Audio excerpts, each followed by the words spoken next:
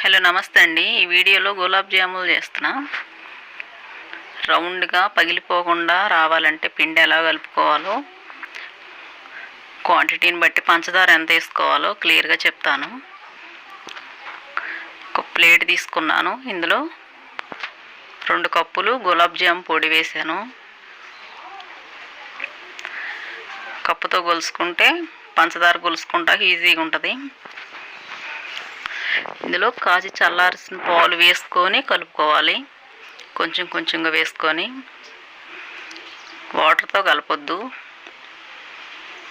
పాలతో కలిపితే బాగుంటుంది.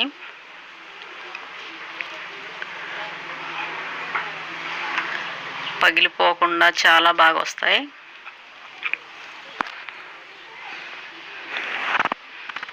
కొంచెం కొంచెం పోసుకుంటూ పిండి అంతా కలిపేయాలి.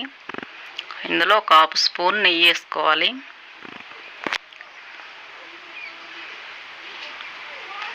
పిండి అంటుకోకుండా చాలా బాగుంటుంది బాల్స్ చేసేటప్పుడు. ఇలా కలిపి పక్కన పెట్టేసుకోవాలి. ఇప్పుడు పాకం ప్రిపేర్ చేద్దాం. ఇదే కప్పుతో 3 కప్పులు పంచదార పోసుకోవాలి. కరెక్ట్గా సరిపోద్ది.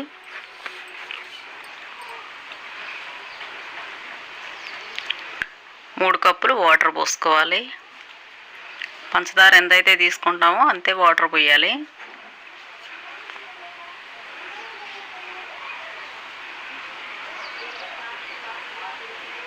పంచదార కరిగి ఒక 5 నిమిషాలు ఉంటే సరిపోద్ది. తీగ పాకం అట్లాగా ఏమి రానవసరం లేదు.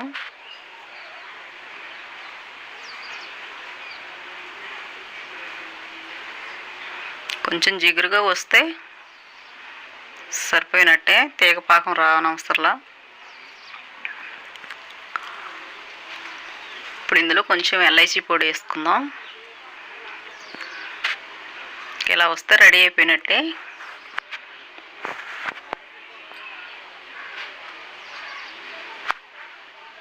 స్టవ్ ఆఫ్ వేసుకోవడమే. ఇది పక్కన పెట్టేసుకుందాం. ఇప్పుడు గులాబ్ జాములకి బాల్స్ తీసుకోవాలి. చిన్న చిన్నగా రౌండ్గా చిన్న బాల్స్ లాగా చేసుకుంటే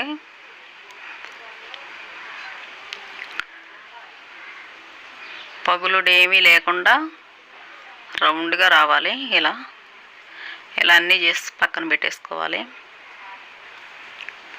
ఇలా చేసేసాను. డీప్ ఫ్రైకి సరిపడా పోసుకోవాలి.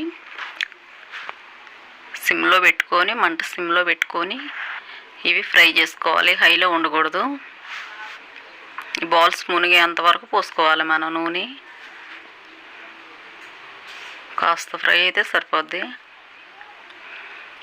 ఇలా ఫ్రై అవ్వాలి.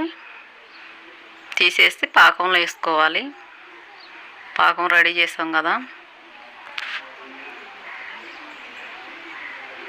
సింపుల్గా 10 నిమిషాల్లో రెడీ అయిపోతాయి. ఇలా పాకంలో వేసాక 1 అవర్ పక్కన పెట్టేసామంటే పాకం పీల్చుకుంటుంది. ఇప్పుడు ఒక గిన్నెలో తీసేసుకుంటామే.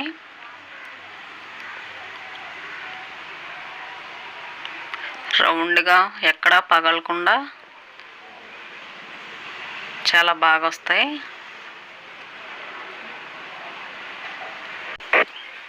మీరు చేసుకోండి.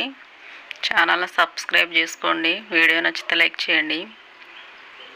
ఎలా వచ్చాయో కామెంట్ చేయండి.